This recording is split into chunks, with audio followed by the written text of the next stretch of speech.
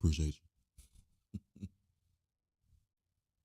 Listen, I had, I don't know. I think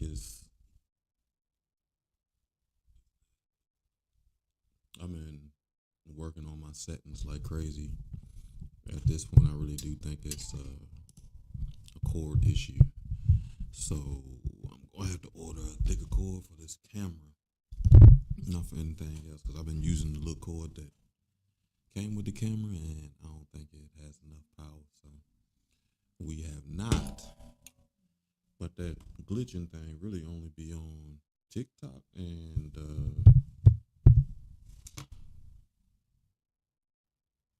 I don't think you got it on Facebook.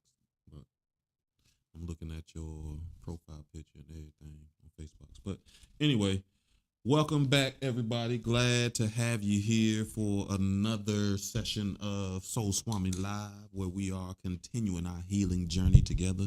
Oh, you're gonna love this. So because I see you on Now Liberty, so this is specifically for you.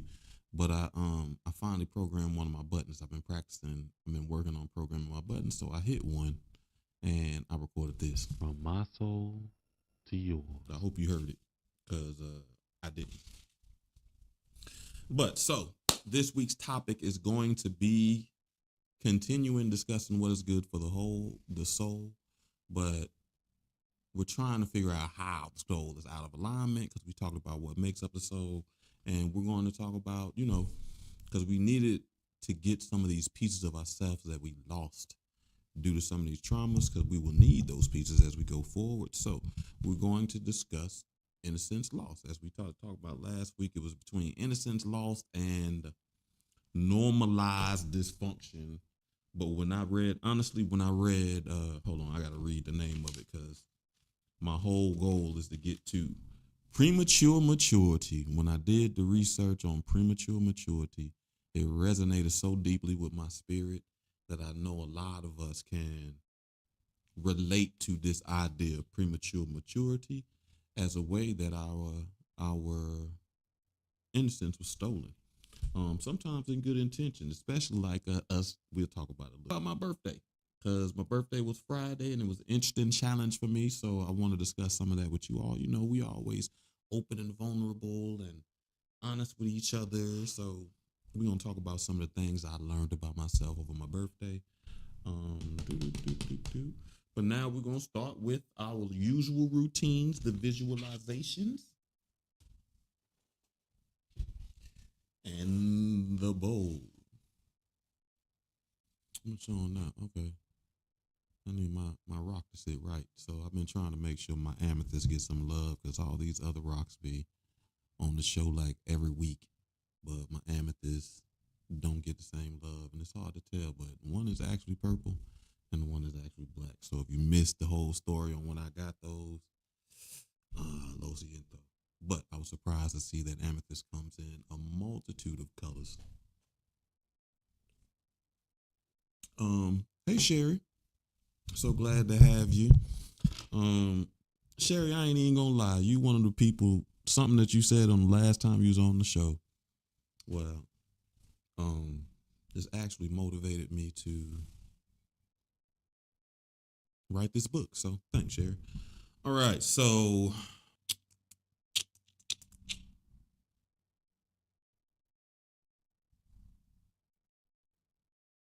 let's do some 478. We hadn't. I feel like we hadn't done that in a while. I was thinking 369 at first, but 478. So we're gonna do that for our breathing exercise. I'll remind you what it is, but first a little bit of bowl.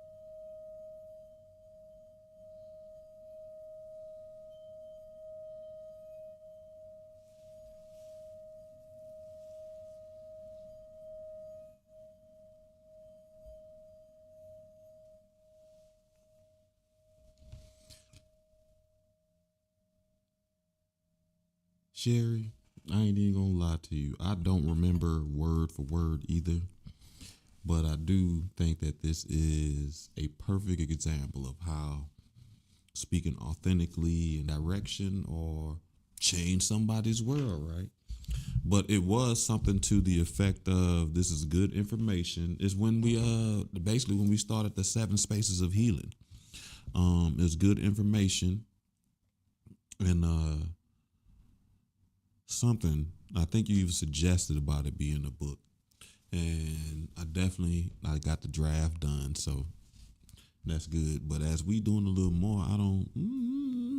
It seemed like it's shaping into more than just 7 spaces of healing and more about. Excuse me. A spiritual journey. Forgive me. I'm a little gassy. I'm in here. This ain't no product placement, but it is. But I love these little sodas with carbonated juice. And I'm living life on the edge today, so I'm doing carbonated juice. All right, so the chakra we are on is our heart. So the color for that is green. As you can try to tell, we are going to have some green light to stimulate our heart chakra and our heart energy, open us up. The element for heart is breath. So I think this is a great breathing exercise that we're about to do because it makes you focus on controlling your breathing. And we are going to do what did I say? 4, 7, 8. So it is you breathe in for 4, you hold for 7, and then you breathe out for 8. So to be on my count again, you breathe in for 4, hold for 7, and then we are out for 8. On my count of 3, 1, 2, 3. Breathe in 4, 2, 3, 4. Hold 7, 2, 3, 4, 5, 6, 7. Release 8, 2, 3, 4, 5, 6, 7, 8. Let's do it again. Breathe in 4, 2, 3, 4. Hold 7, 2, 3, 4, 5, 6, 7, 8. 7. Release 8, 2, 3, 4, 5, 6, 7, 8. Last time. Breathe in 4, 2, 3, 4. Hold 7, 2, 3, 4, 5, 6, 7. Release 8, 2, 3, 4, 5, 6, 7, 8. And I had to refocus my mind. I got distracted, started thinking about other things we were going to talk about and miscounted. But the element that we are going to work with today is air. And although we don't think we give enough credit to that power that resides in us, the power of breath, which is why the breathing exercise helps us focus on our breathing and brings us to a level of calmness and grounding. So I want you to close your eyes.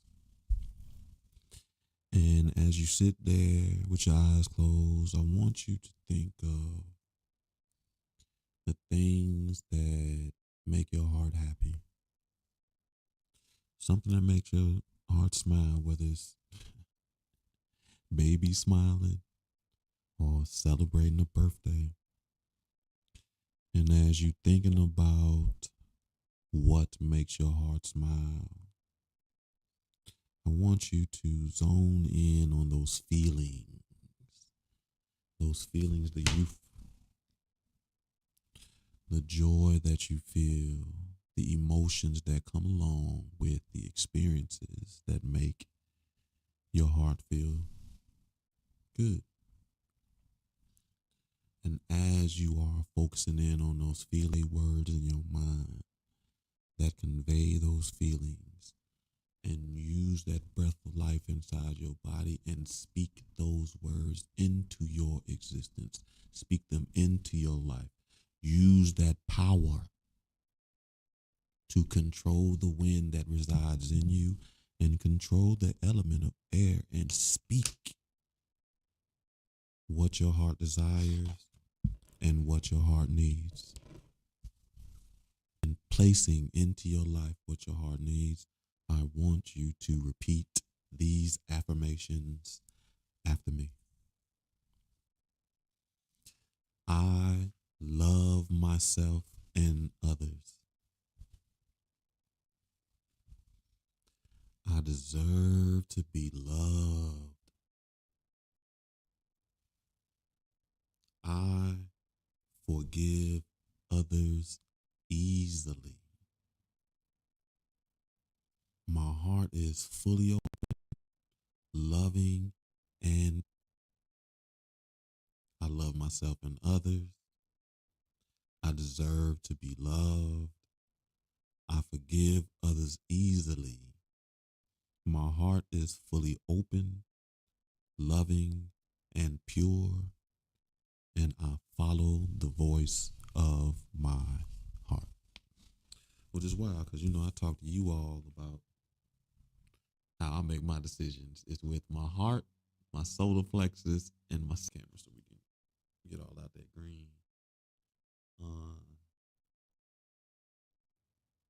And listen, when I tell you this year has, I said it was going to give me the opportunity to do some hard work. It has definitely given me the opportunity to do some hard work with some tough and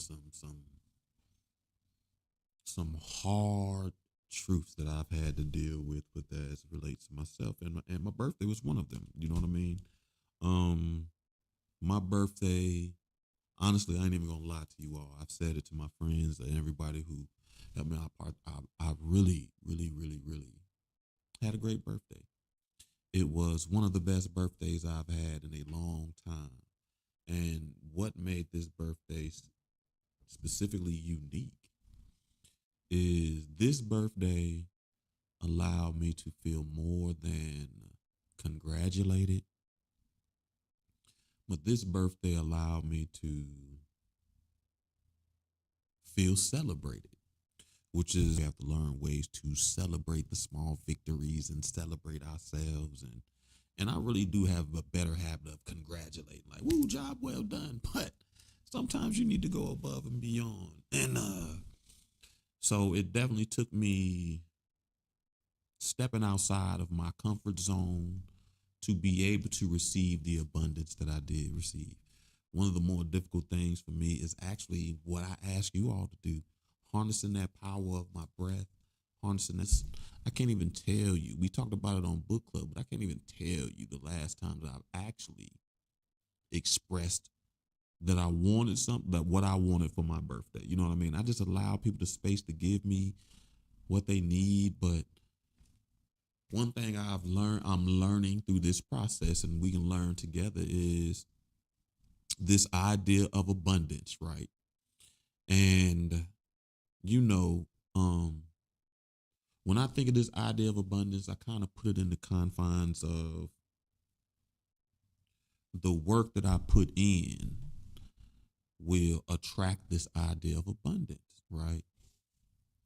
But my birthday has helped me to be able to see that this idea of abundance also comes from another space. And the other space that abundance comes from is placing yourself in a space of vulnerability to actually ask for what you want and what you need. Because when I put it out there and it was simple. Like, if you've been my friend for a long time, you've never seen me make a post like, hey, this is what I want for my birthday. I call that dry begging. So it just kind of building this new relationship with receiving, which is one of the things I talked about. It's just been crazy on how I have to make myself vulnerable by putting out there what I want and risking that I actually might get let down. You know what I mean? But when you actually put it out there, you ask for what you want, it does give this energy that it does attract abundance, because the family, the soul family, showed up and showed out. It actually felt like a virtual party. You know what I mean? I really got everything I asked for and more, right? So, one of the main things that when I do this self evaluation that we talk about, even in good moments, I was just talking with a client earlier today, and they did a self assessment for their company, and they're writing this application, and in discussing their self assessment, all they wrote is strengths. And I said, you might want to reconsider that, because if you're doing a genuine self assessment, really authentically self assessing yourself, you have strengths and you have areas for growth. They may not be weaknesses, but everyone can get a little bit better. So, as even though this is one of the best birthdays I've had, I also look this for opportunity for me to grow, because it definitely offered me some challenges, like being vulnerable enough to actually put myself out there to ask for what I want. But one thing it also showed me is I have been kind of closed off. You know, it's to interact with people and work the kind of work I do, or even be on here sharing with you all. It takes a certain level of vulnerability, right? And when I focus on the amount of vulnerability that I am, I don't always see the other areas for growth, right? So, for example, I really had to recognize that one of the reasons why I don't really put out there what I want, because I have this feeling that if somebody gives it to me, I owe them, right? And I recognize this because after having conversations with people and them asking me what I want, I really had to look at the feelings that I was feeling on the inside, and I read them. You know what I mean? And that's an interesting way to live your life, right? And I understand where some of that stems from, because I genuinely believe on a barter system, but I should not be, or it doesn't allow me to trust that people will actually do stuff out the goodness of their heart. I'm one of those people who will do things out the goodness of my heart. So I know these people exist. But without this opportunity, without me placing myself in this space of vulnerability, I may not have recognized that I have a difficulty receiving the same thing that I give, right? And then another space that showed me how I was closed off is because one of the gifts I got was I don't know if I still got my after facial glow, but I had a facial, which was a great experience. And I got a massage, right? So the massage started off funny because the lady came in the room and asked for Andrew. And I kind of said that, like, who's Andrew? Because I'm not Andrew, right? So when you get a massage, there are points where you have to relax enough so they can control your body, right?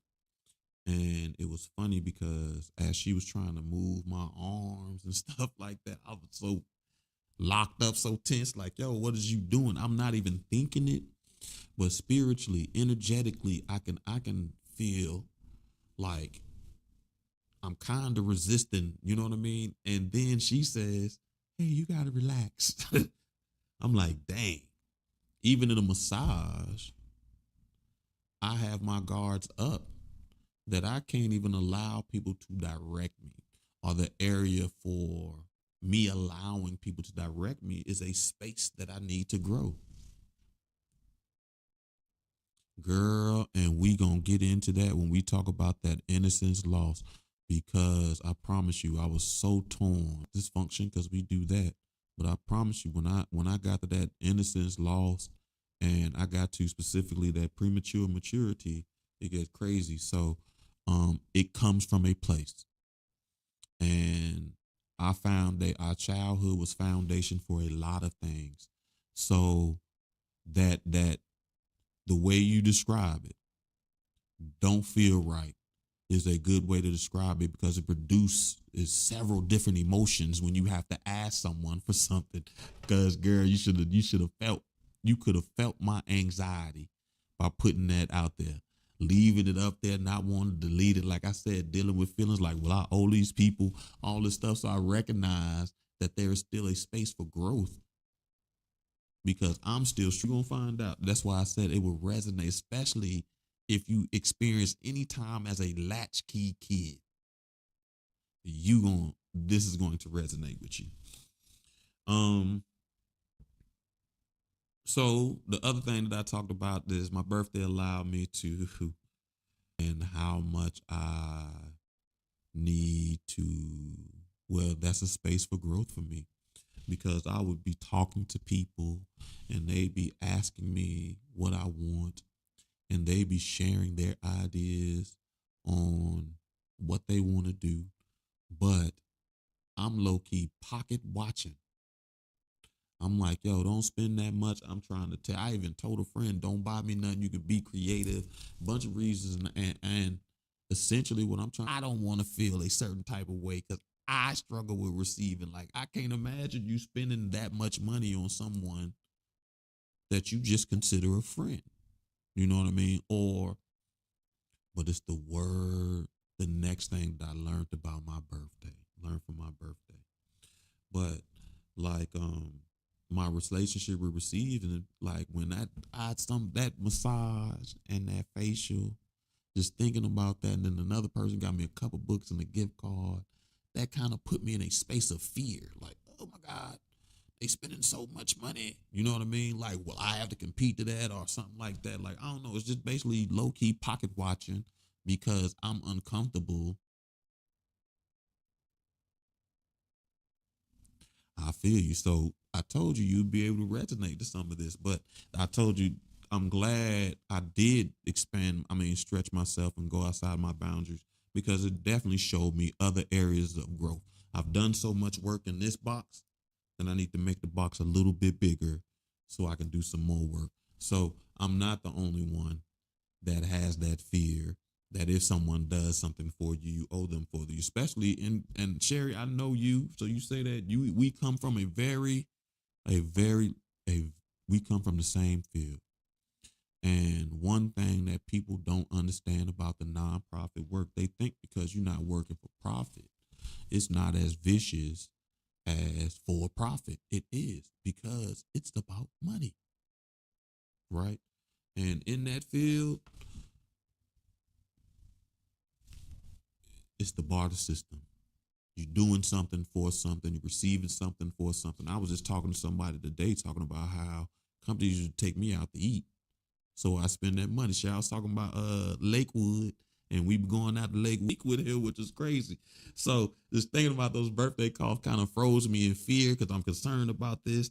And then the other thing is because whenever I'd have these questions or when I had a little resistance, I'd vocalize it. I'm like, oh, you don't got to do that.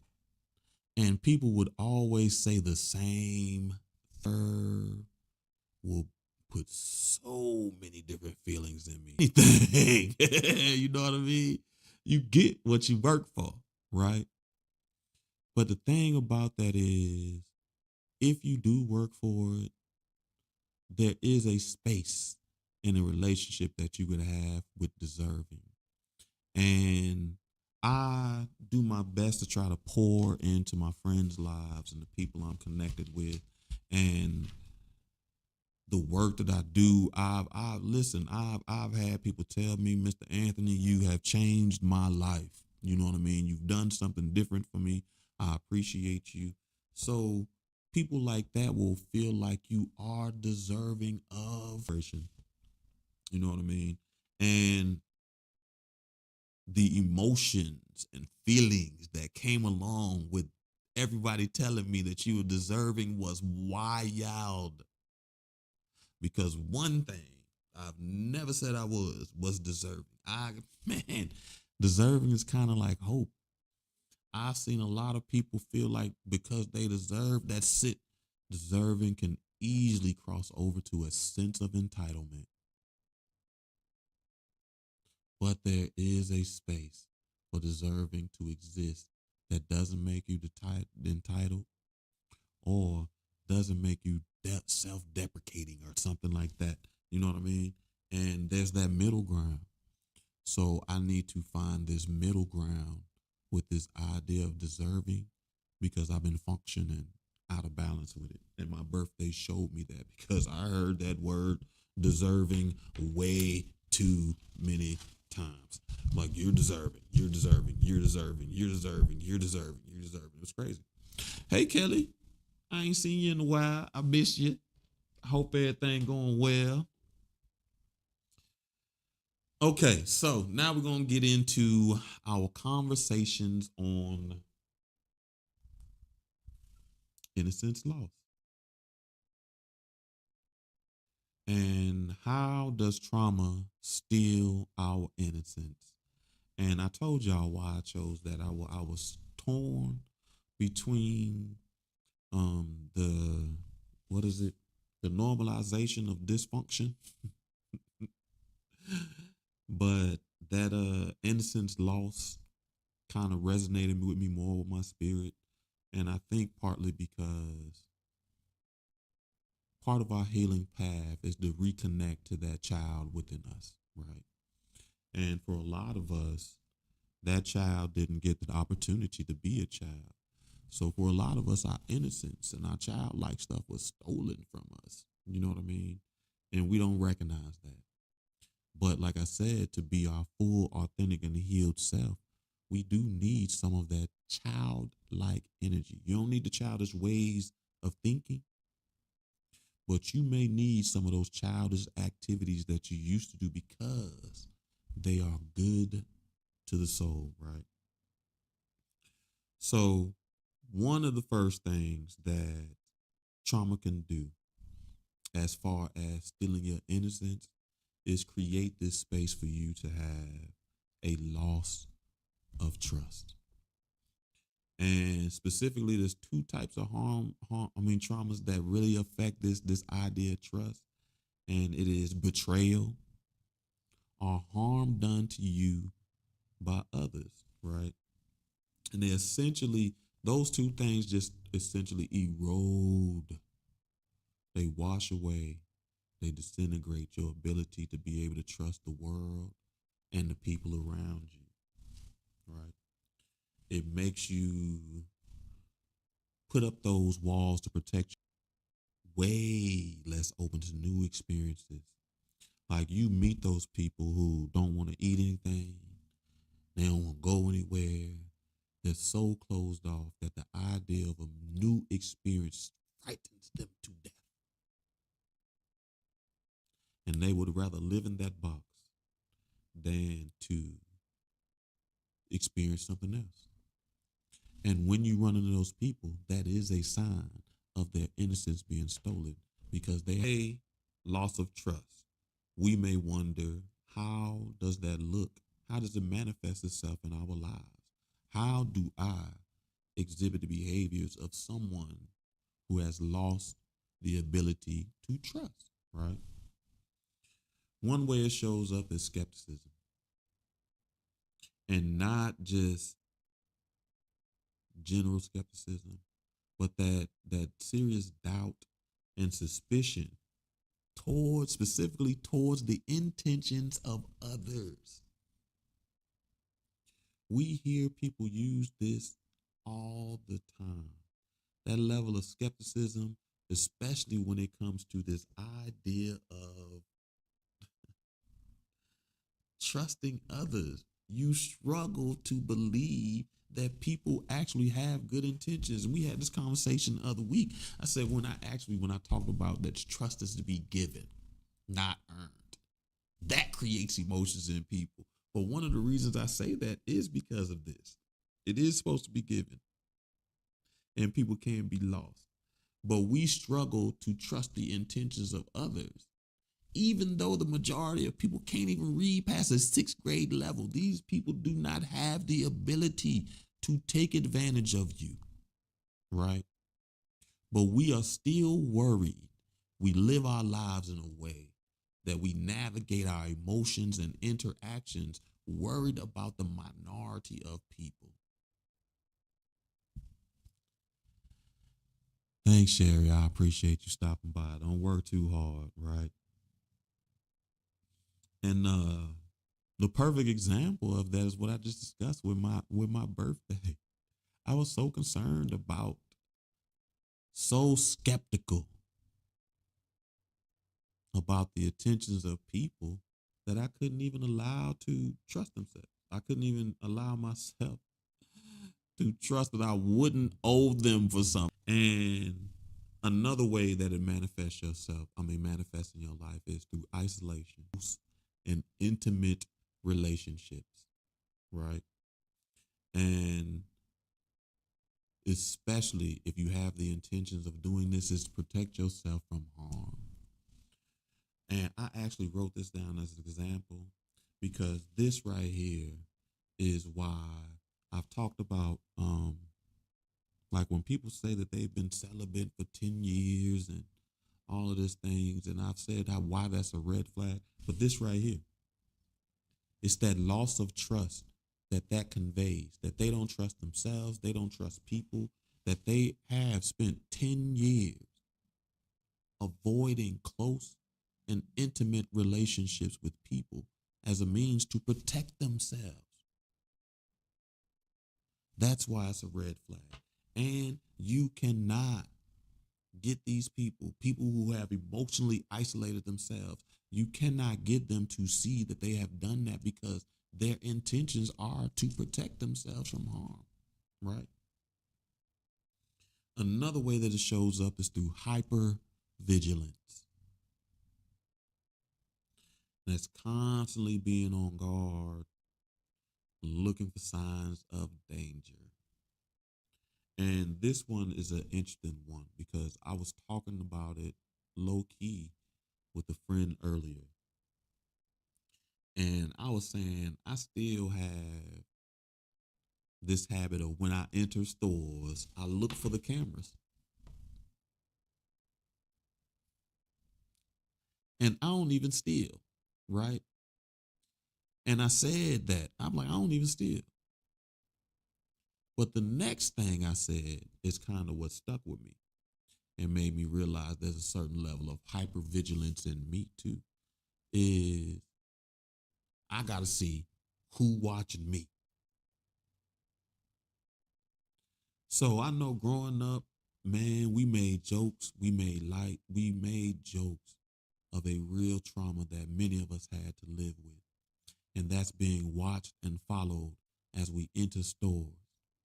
So the way to protect ourselves, and we look for signs, any of the familiar symptoms where we may endure unfair treatments, right? So, and then another way that I talked about it too, because it was funny, people argue about this all the time. We've seen so many gangster movies that so many people talk about. I don't go to a restaurant and sit with my back to the door.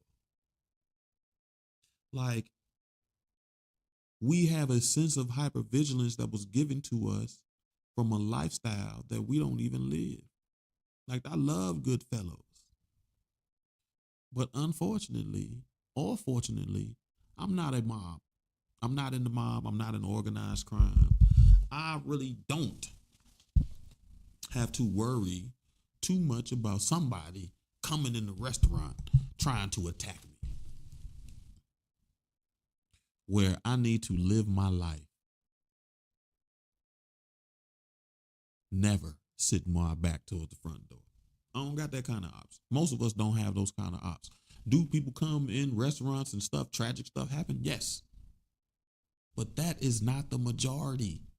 You have to set your life, set the stage for what you will deal with the most.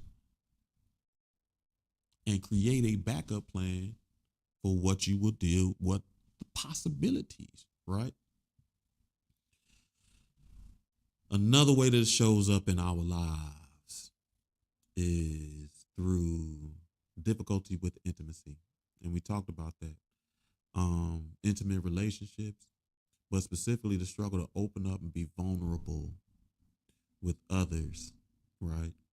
And this difficulty with that intimacy, that vulnerability that we need to do, it really does just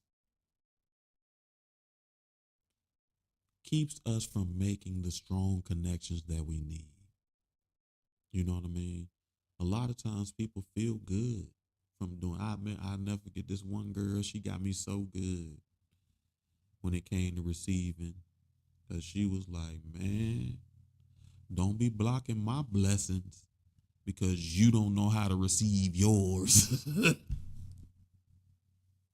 And as funny as I learned that lesson, I'm laughing at that. She was so honest. Hey, it's hard to put me at a loss of words, but she definitely put me at a loss of words. But it was true. When we struggle to receive, sometimes we blocking other people's blessings, right?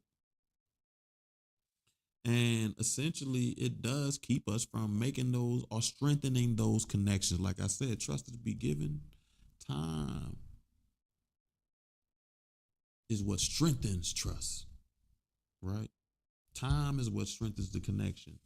But if I'm you having difficulty with that being that vulnerable and that open, even like it's this social media thing where guys are saying you're not supposed to talk with your girl. That is a trauma response from a loss of trust.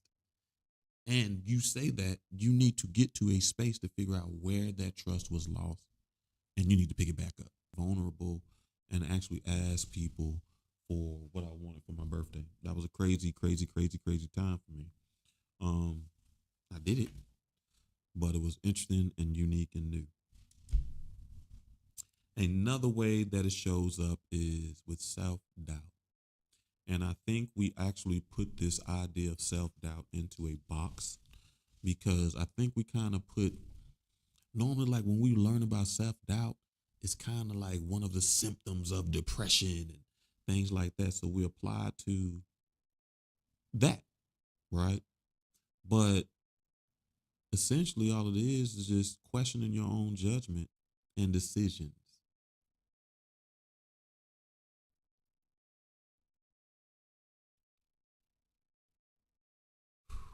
I'm thinking about that because I'm looking at, I got my notes right. I'm looking at the example. But that essentially that questioning your own decisions and your own judgment leads to that lack of self-confidence.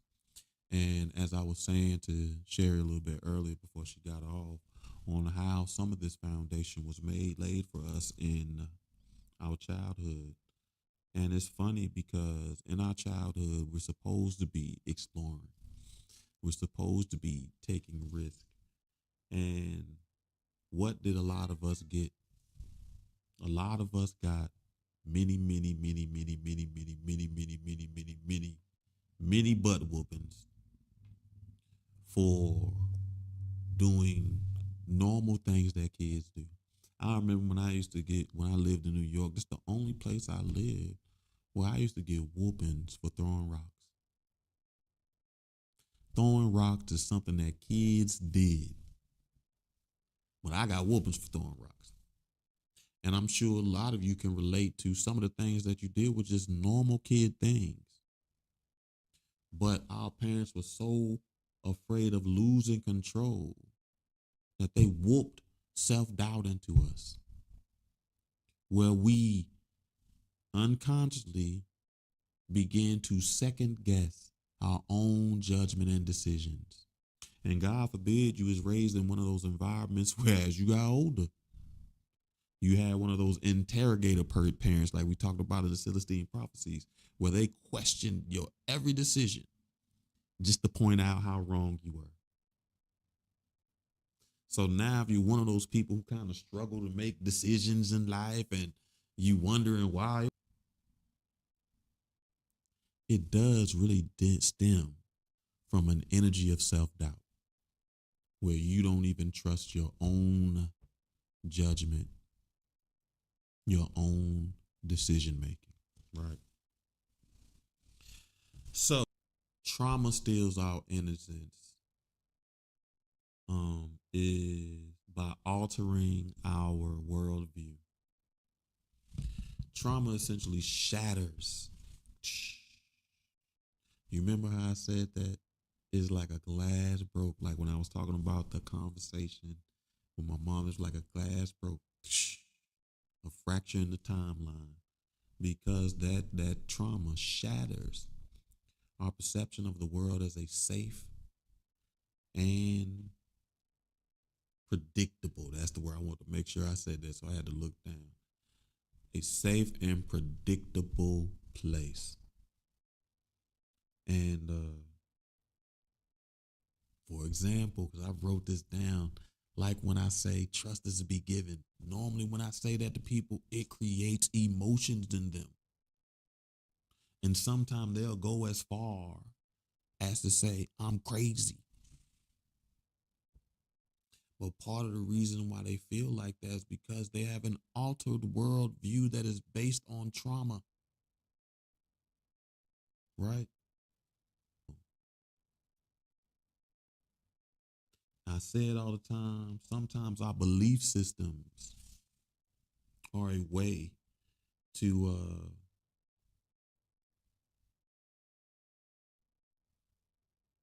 input this cynical idea, this cynical way of thinking on us, this fearful way of thinking.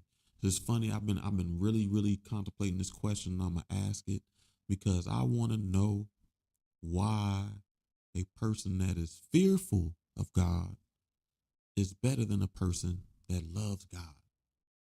I keep hearing this God fearing, God fearing, God fearing, God fearing, God fearing. Why? Why? I don't understand. Right? But that's that altered worldview. So you have that increased cynicism. You are pessimistic. You just generally take the pessimistic outlook, like, it ain't gonna be that good. As a matter of fact, this time right now, especially politically, it is easy to see how you have an altered worldview. Because I know we are in a very interesting political climate. But if you live longer than 4 years, if you lived at least enough to see 2 different presidents, you already know what's going to happen. We're going to survive. We're going to be our responsibilities. But some people are so afraid that they almost think like the world is going to end. They got that 2020, in the year 2000. They got that 2000 bug. All right. So because you have that altered worldview, you wind up expect the negative outcomes. You can't even see it. But one thing we're not hearing a lot about is how many courts are stopping them. All we just keep hearing about them. So we're building up this fear like they can't do that. Nobody's doing anything. No, our judicial system is actually doing something, surprisingly.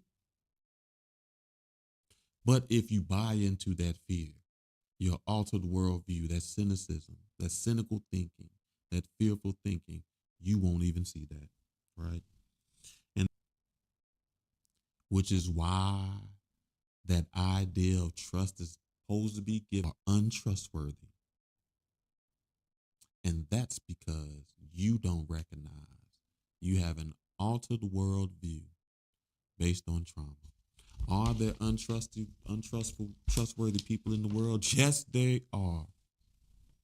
But again, what I said, the majority of people can't even read over a middle school level. They don't even know how to take advantage of you. And if you know anything else about math, people struggle in math, which means they struggle with the mathematical word problems of life. And you are worried about that, right? Another way that hold on, did I skip something? Come on, family.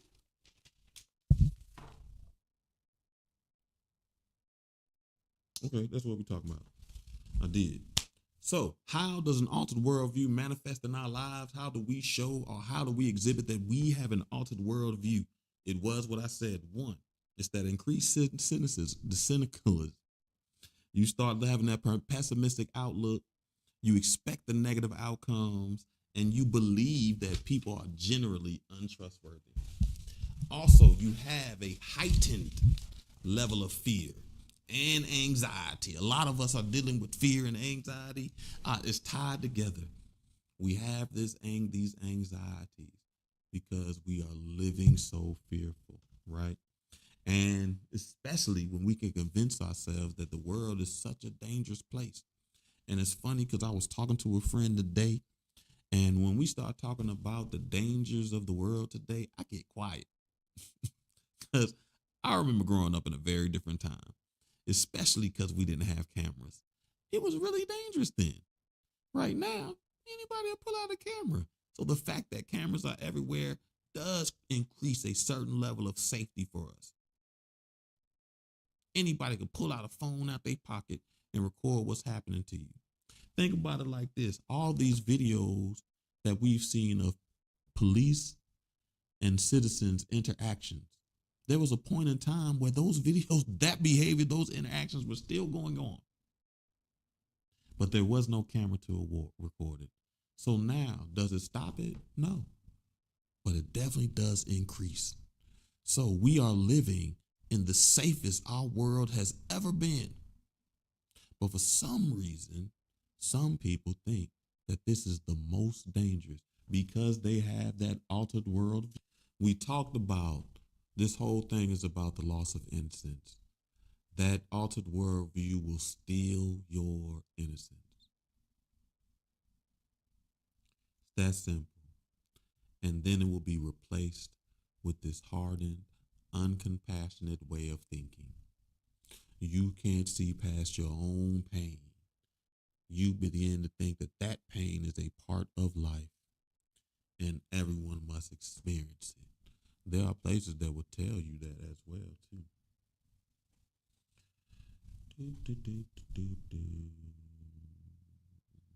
You will begin to feel disconnected from others.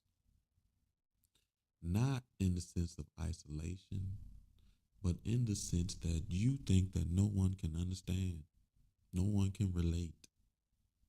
No, as a matter of fact, it's funny because bringing that up is one of the reasons I said that on why I capped my learning. Not really cap my learning, but to be mindful on how much I'm learning. Because there is a space where you're so smart that it becomes difficult to relate to normal people, right? This is the perfect example of you interact with cannot understand.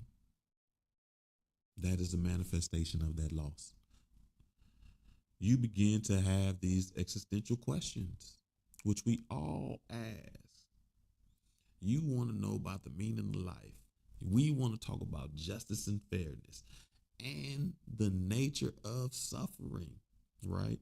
But the problem is we approach these thoughts and ideas with a defeatist mentality. For example, suffering is a part of the human experience. That is a defeatist mentality.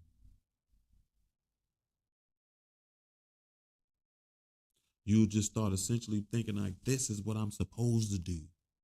And at some point at the end of this suffering, I'll get that. But that is not what's intended.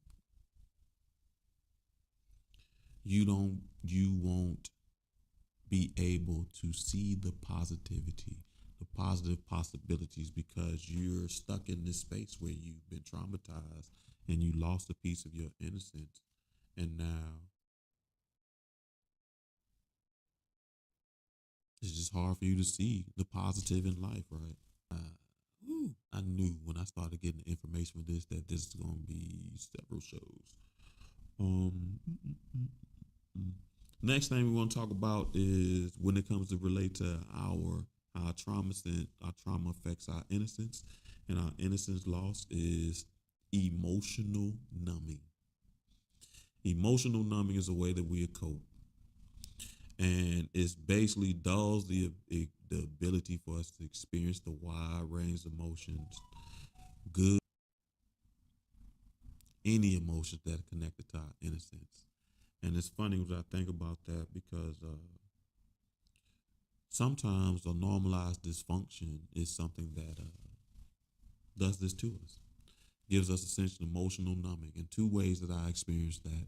I remember I was talking to a friend and I was telling them about how I realized that I had a certain level of emotional numbing. I had a friend call me and they had went out to the club that night and they witnessed somebody getting shot in the club. And when they called me, they're crying and they just emotional. And I'm kind of on the phone like you from the hood, you done seen stuff like this, right? And the way they're emotional, I'm like, yo, have you ever seen something like that before? And they were like, no, crying still. And right when I don't even realize how traumatizing those experiences are until I interact with someone that that trauma, that innocence lost. And how does emotional numbing show up in our lives? One way is reduced emotional range. A lot of us, the only emotions that we allow ourselves to show is sadness, anger, and occasionally a little bit of happiness. It depends. We put our emotions in the box. And I remember from being in the classroom, one of the most important things in my job was to help these kids put words to the emotions that they deal with. And we deal with all types of emotions. That's why some of them make us feel so uncomfortable. Especially perfect example for that is dang, I forgot. But that reduced emotional range. Oh, guilt. That's why when we feel guilt, it makes us go so many different places because that's not an emotion that we've even allowed ourselves to feel. It's not in our emotional box. It's not in our reduced emotional range. So when we feel it, when we experience it, we don't know what to do. Right.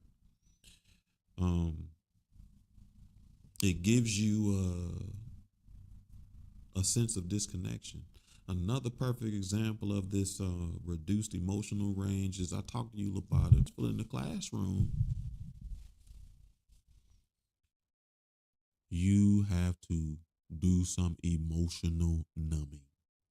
I told you one of the more difficult things for me being in that classroom was growing to love these children, working with them for a whole year, and then watching them leave and I may never see them again.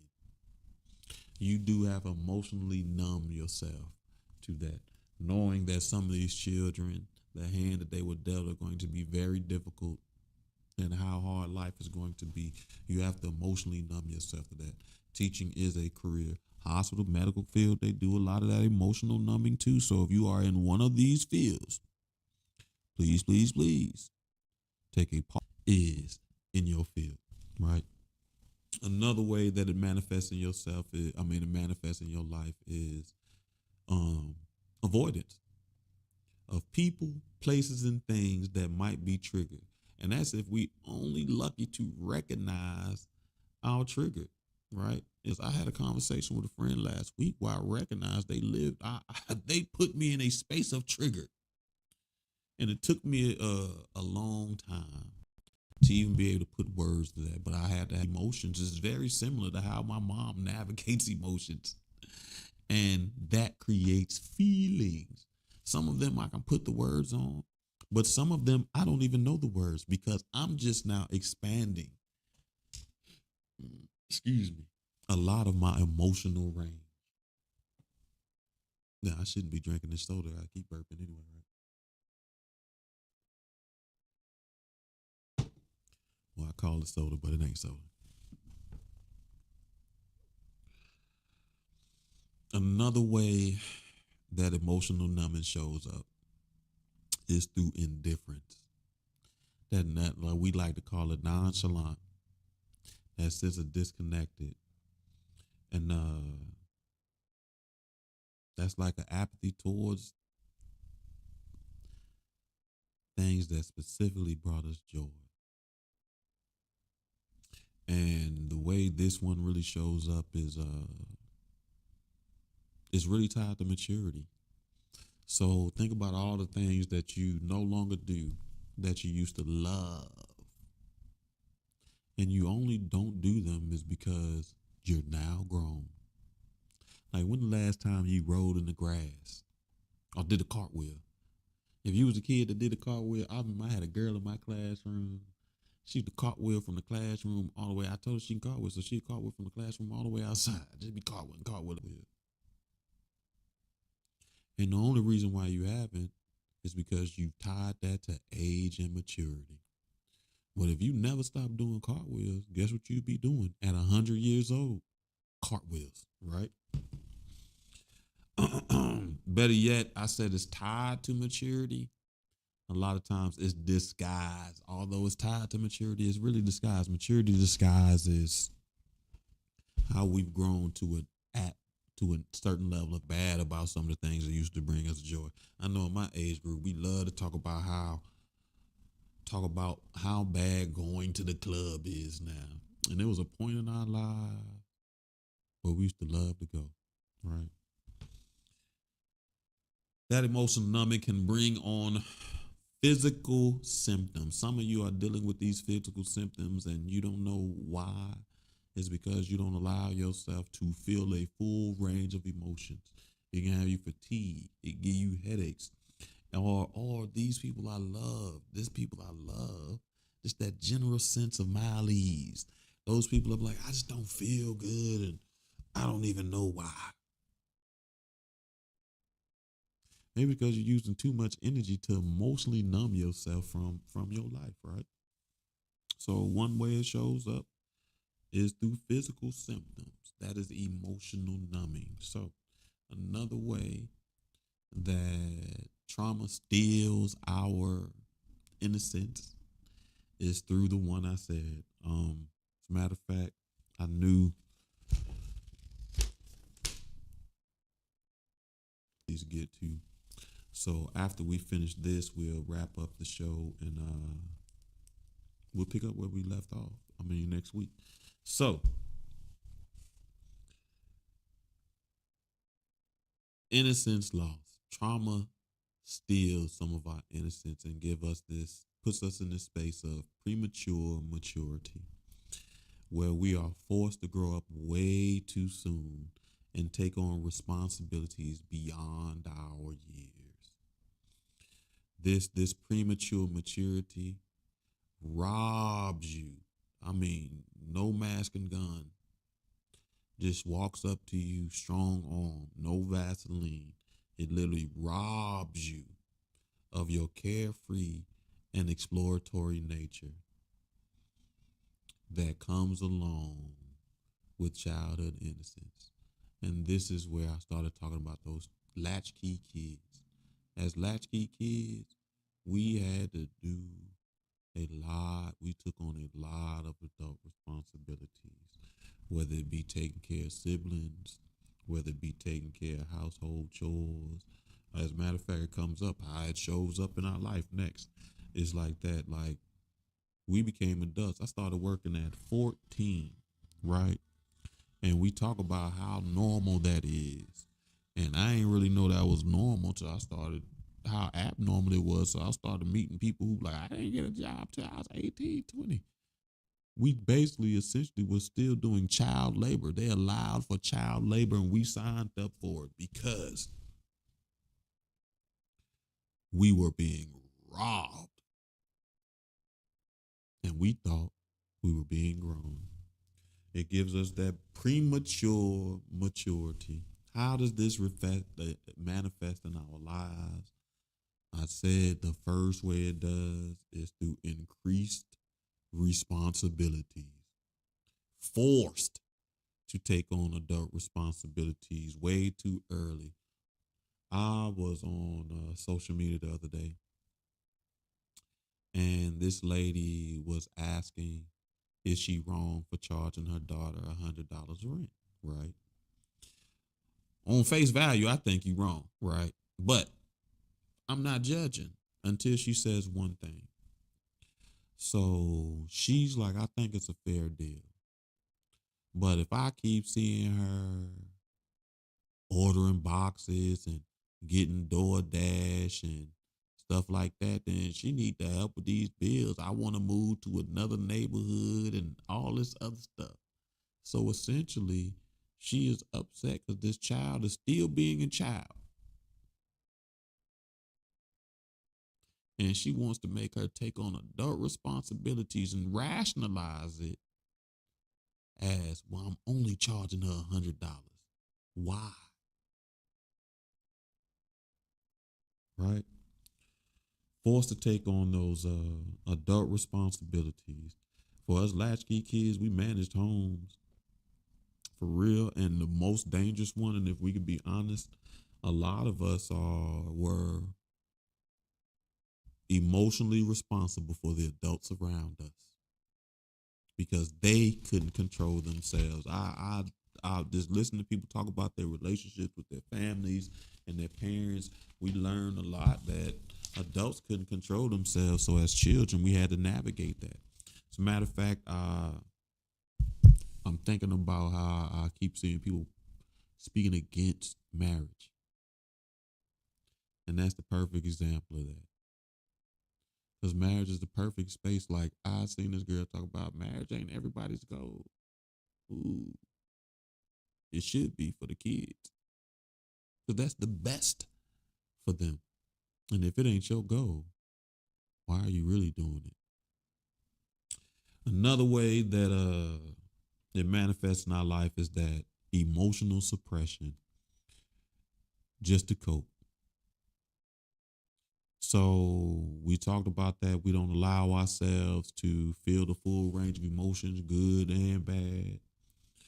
But that suppressed emotion winds up making it very difficult for us to express our emotions, handle it right or wrong, because we don't even want to be in that space. The perfect one that I like to talk about is when it's time to cry.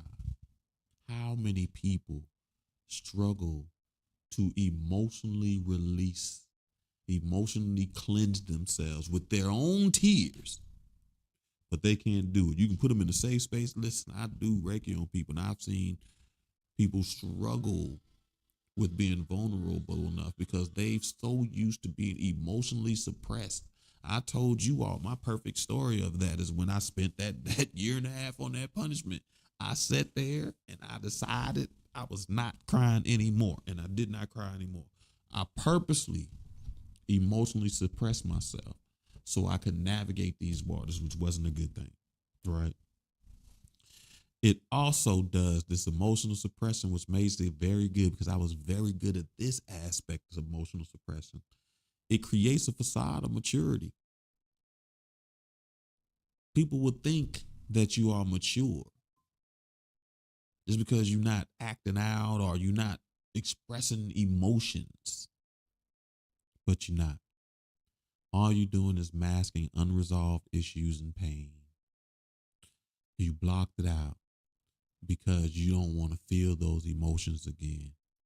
So now you're living under this facade. That's how sometimes we feel like we are fooled by people because we fell victim to judging them based on this emotional suppression, right?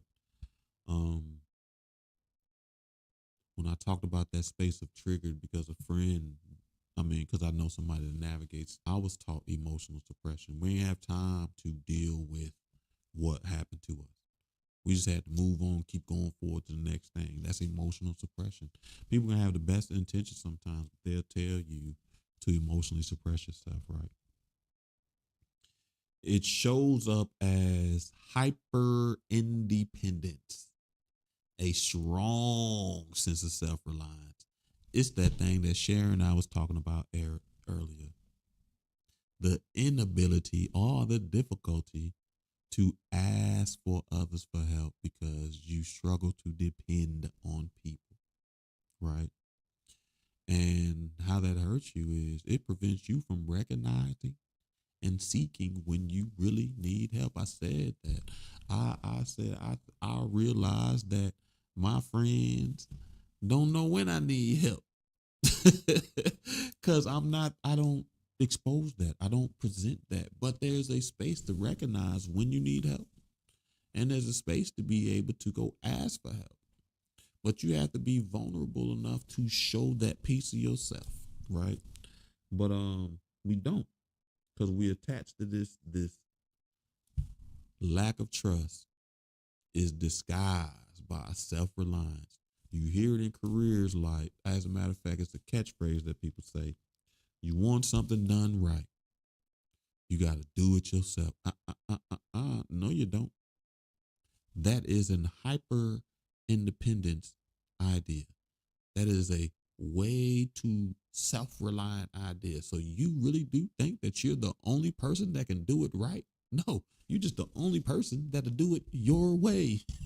But your way ain't the only right way, right? It steals your playfulness. Now, as I resonated with I think that's one thing that I've been a little able to keep, that sense of playfulness that still resides in me. I still play too much. But some of it is stolen. There are people who think that I am way too serious, which is funny. But it steals that playfulness about you and it replaces it with this seriousness. You know what I mean? Like, life ain't funny because now it's serious and you got responsibilities. Excuse me, but life is. There are many things in life that are still hilarious. I told you I've been finding joy in just simply, I've been waking up laughing at whatever I was dreaming about. I can't even remember enough of the dreams to know what I was laughing about. But I do remember I'm waking up. I just be giggling as I'm waking up, which is crazy, right? That loss of playfulness also, many of us are struggling with this right here. And this is where it comes from. That emotional numbing is our creativity. Emotional numbing, creativity comes from feeling the emotion. One of my favorite lines is this Marvin Gaye song where they say, the artist pays the price so you don't have to pay.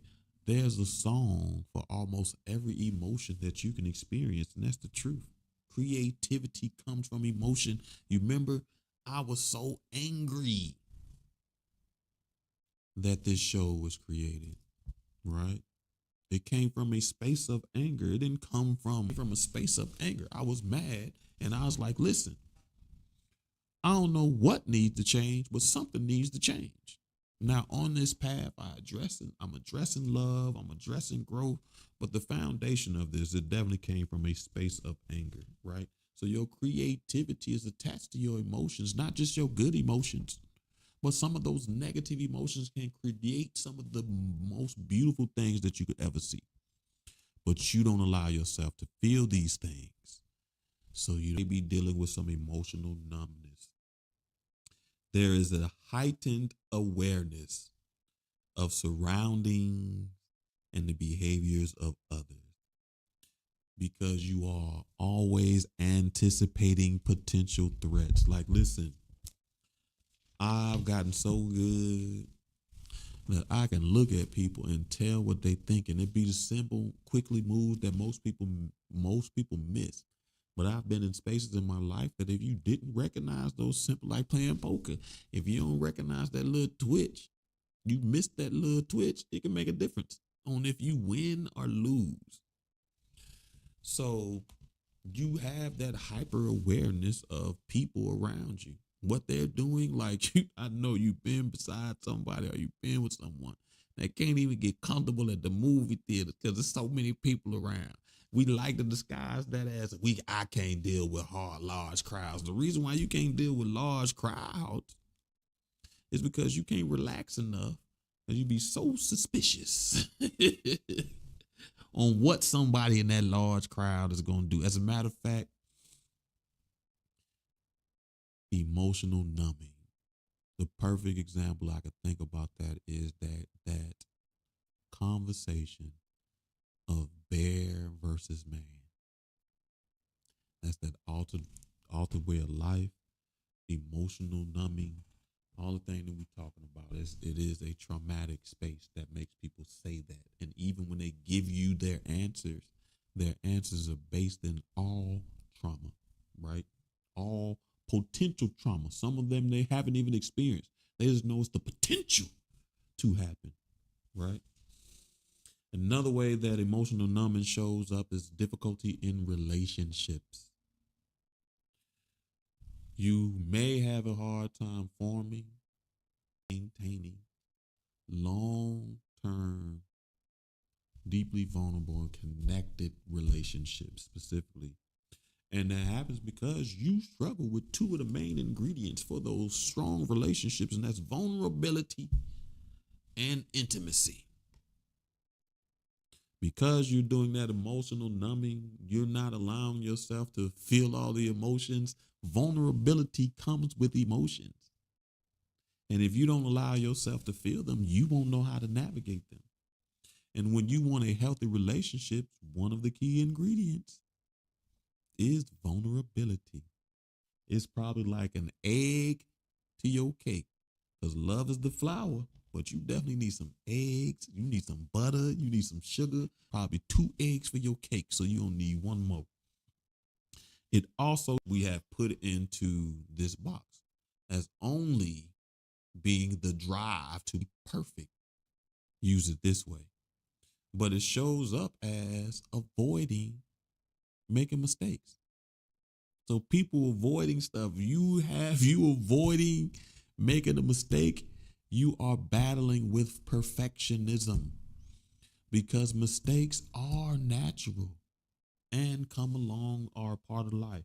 That's how you learn some lessons. You make mistakes, you learn not to do that again, right? But if you are out here avoiding making mistakes, you are battling with perfectionism, right? And that shows as a need to control the environment, specifically to avoid further trauma. And trying to control the environment to avoid trauma, avoid mistakes, creates such a high level of stress and anxiety. 2 places that this shows up, that drive, that perfectionism, is in families. We either trying to be perfect to get the approval, or trying to avoid making mistakes so we don't have to deal with the disapproval in our family and our careers, right? So of all of them, that's the one that kind of stuck with me. Emotional numbing, because like I said, there's a lot of spaces, whether it's in our life, whether it's in our career, that success is tied to our ability to emotionally numb ourselves. Is KOS. No say. 8:23. You know, we normally try to wrap up at 8. We do our little hour, but we went over a little bit because I really wanted to get this part. We will, let me see, pick up the show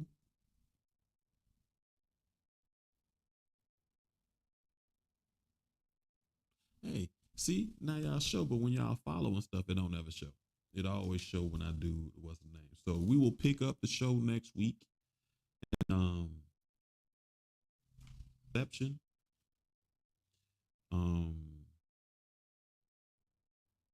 And hypervigilance. And then we'll start talking about a little bit about normalized dysfunctions, right?